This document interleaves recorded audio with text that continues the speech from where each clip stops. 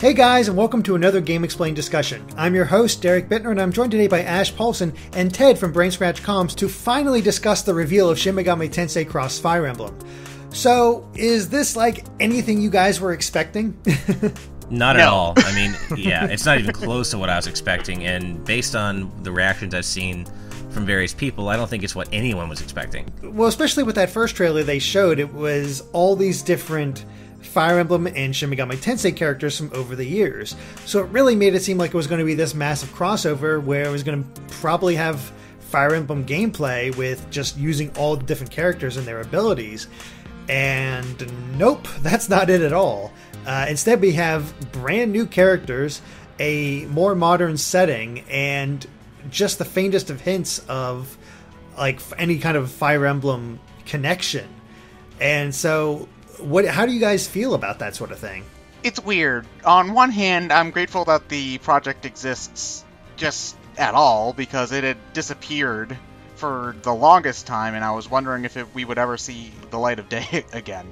But when it comes to the way that the game's like looking, I don't know. I'm conflicted. Like, nothing in the trailer seems outright bad to me, which is a good sign. It's just I'm not sure how much this game will appeal to me, because personally, I know I'm kind of in I'm kind of in a different camp as opposed to a lot of other fans. I actually prefer the mainline Shin Megami Tensei games over Persona. I like Devil Survivor, Shin Megami Tensei 4. I love those games to death.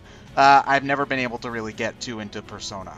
So the fact that this game seems to be taking Personas 3 and 4 as its main aesthetic influence so far it's not worrying to me, because I know that people love those games for a reason. It's just it's much different than what I expected, because the original trailer didn't show anything Persona related for on the Shin Megami Tensei side. It just showed characters from the first 3 games and Strange Journey, I think. I'm loving how it looks for the same reason, but I'm in the opposite camp. I never was able to get quite as into the Shin Megami Tensei games, but I love the Persona games, and I love their aesthetics. I love the the kind of the vivid colors, the kind of the edgy modern style, and that's what this game has. It's super bright, it's super colorful, it's very very poppy. There's the music's very kind of upbeat and really not at all what you expect from anything with Fire Emblem in the title. And I guess the thing with me is I'm not, I don't have a lot of existing, like, I don't dislike the Fire Emblem series, but I'm not like a longtime Fire Emblem fan, so I'm not going into this expecting any sort of Fire Emblem aesthetic. I'm just kind of going into it fresh, really, and I am loving the whole presentation. But the presentation seems to be exactly what's dividing so many people on this game, and when I first saw the trailer, I had a feeling that it wasn't at all what most fans were wanting from this. Well, I think it's hard for me to say, too, because I'm not the most hardcore Fire Emblem fan. I mean, I love Fire Emblem Awakening, and I'm psyched as all hell for Fire Emblem 14. But when it comes to the presentation, it's not really anything too out of left field for fans of Shin Megami Tensei, because again, it's pretty reminiscent of the Persona series, and I do like the presentation on its own merits. Like, that J-pop song is really catchy. Yeah. But it's just, I know that a lot of people weren't really, I don't know, I'm not sure if people like just weren't expecting it from a Fire Emblem kind of perspective, and that's why people seem to be kind of hesitant towards it. I'm not sure. I guess it's just not something that, I don't know. It's hard to put my finger on exactly. You're kind of in the right direction here, because I think Ash hit the nail on the head there. It's the pop star aesthetic, and it's literally a pop star aesthetic. There's a huge music vibe going through this entire thing. You can see pop stars all around. One of the characters fights with something that looks like a mic stand and an actual mic on it.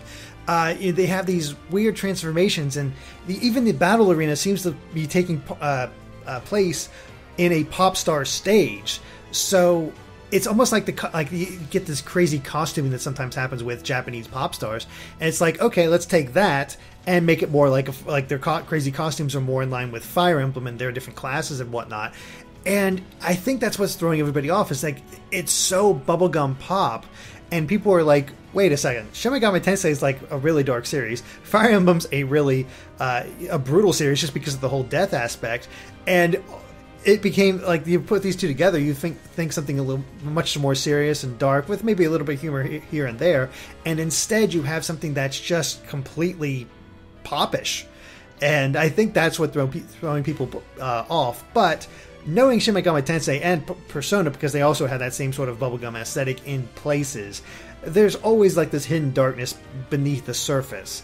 And I think that's what we're going to get more of when the next trailer finally hits. I do think that there is going to be a darker tone somewhere hidden in there, because there's a scene in the trailer where you see the main character looking at a destroyed Tokyo, and a destroyed Tokyo is actually a recurring aspect of the main Shin Megami Tensei series, because every game in that series takes place in kind of a rundown Tokyo. Actually, that's the reason why Strange Journey wasn't called Shin Megami Tensei 4, is because it took place in Antarctica instead. So I think the way that I look at the game is not that it's like a crossover, but it's just an Atlas take on Fire Emblem, I guess, is the way I'm looking at it, because there's a lot of similarities to be had in a lot of the characters so far. Like the main character in his transformation gear, he looks too similar to Marth for it to not be intentional. Right. So that's basically the vibe that I've got for it. It's definitely caught my interest to say the least, because one way to get people interested is to be exactly nothing like what people expected. Yeah, I mean, I love kind of weird experimental stuff like this, and you're talking to someone right now who loved Final Fantasy X too, and this is very similar to that aesthetically and in terms of presentation. I didn't like it as much as the first FF10, but I liked it a lot, and I had no problem with the kind of girl pop bubblegummy presentation. But unfortunately, on the other side of that coin, you have a large swath of the gaming community who bristle at anything even close to anime or J-pop or anything like that, which, unfortunately, they're not going to like this very much, because this is obviously the vibe they're going for. And I guess I'm kind of in a good position, because I'm not going in with any pre-existing expectations. I really don't care if it adheres to any sort of pre-existing Fire Emblem or Shin Megami Tensei aesthetic. And I like J-pop, and I like hyper colorful bubblegummy presentation, so I'm fine with it, but I definitely get that a lot of people aren't. That said, going back to Final Fantasy X-2, it did have that kind of, fun, girl power exterior, but it did actually mask one of the darkest stories in the series to date, so it is very possible that we're still going to get a pretty dark story out of this, and I think you hit some of that on the head, Ted, with what you were talking about with the destroyed Tokyo and everything. Mm-hmm. I'm sort of in line with you, Ash, because I haven't really played. I've tried to play a couple of the Personas and just haven't gotten far enough to really say anything like that. But to say, consider myself a fan or an expert or anything like that when it comes to the Persona series, and I tried playing Shin Megami Tensei 4, and that game is just so hard I couldn't even get past the second hour. No, it's kind of weird. Shin Megami Tensei 4's hardest part is like the first 4 or 5 hours. Once you get to Tokyo itself, the game doesn't become easy, but you get like more options, so you have more tools at your disposal to deal with things. If that makes any sense. Not really, but okay. But I'm sort of like you with you, Ash, where I don't have any expectations. I'm willing to see what they're going to do with this whole setting and aspect, and I like the little hints, because I did do the analysis on this and mainly focused on where the bits of Fire Emblem are being hidden, because that's the strange thing, is like Fire Emblem at first glance does not seem to be anywhere in this game, but when you start looking deeper at the costuming, the fighting, there's little symbols here and there, there's a lot to see that is related to Fire Emblem. And it is interesting how they've just sort of melded the two in a completely unexpected way. The question I have for you guys as well is that Fire Emblem is well known for being a turn-based strategy RPG. How do you guys feel them stepping away from the strategy aspect and going more into the traditional RPG route? I mean, it's fine with me. Again, I'm not I'm not a pre-existing Fire Emblem fan, so while I can see that would bother those people, I'm fine with it. I actually tend not to like strategy games as much. I just don't really like the way they play, typically. So, I mean, there are exceptions, but generally I don't enjoy strategy RPGs. So, the fact that they're focusing on more of a turn-based, like regular RPG battle system that seems really fast and fluid, is fine with me, and it actually makes me more excited for the game. Yeah, especially when it comes to Shin Megami Tensei. Like, Shin Megami Tensei already has a sub-series that is a strategy RPG, which is Double Survivor. So, making it like a Shin Megami Tensei-themed strategy RPG would seem a little bit redundant in the kind of the mold of that particular series. So, I'm fine with them having it be a more traditional RPG as opposed to a strategy one. Of course, as long as like there's some strategic elements to it. I don't want to just be mashing attack the entire game. I think it's actually just a nice change of pace too, because Fire Emblem games, aside from the occasional mechanic here or there, all tend to play pretty similarly. Like, you use Pegasus Knights for the same thing in each game generally. Fighters do fighter things generally. So having that kind of formula put into a different style, I think, would be an interesting thing to see. Yeah, I agree with both of you. I mean, it's nice to see more traditional RPGs coming to the Wii U, because right now, I believe all we really have as far as an RPG is Xenoblade Chronicles X. I think that's all we really have lined up. So, this is a genre. I love RPGs. It's a genre I always want to see represented more, and I'm really happy to see another one coming to the Wii U. So I'm really not that upset that it's not going the strategy route. It's fine. Going the RPG route also means that it's probably not going to do the permanent death thing. If they do, that's going to be really hardcore. Really, everything I've seen from this game so far has me intrigued, but not fully sold. I think they're on to something here. I think we're in for something that could potentially be really quite excellent. But we know so little about it that I don't want to go whole hog into this saying this is going to be amazing. There's still some rough roads here, but I'm tentatively okay with what they're doing with this crossover. I agree. Like, there's nothing really there that is a red flag for me, I guess is the biggest thing. If you're okay with the kind of the J-poppy anime look, which I understand some people just aren't into that kind of look, but I'm guessing that those kind of people probably wouldn't be too interested in this kind of game to begin with.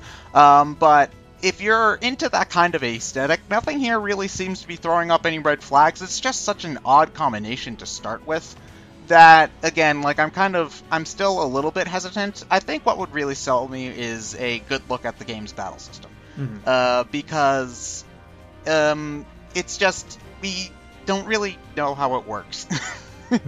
Just to put it bluntly, that's really just what I would need. I'd want to know how it works specifically before I kind of put my chips on the table. Right. Yeah. I mean, I pretty much I'm in the same camp. I mean, nothing. I'm not completely sold yet, but I'm not really worried about anything.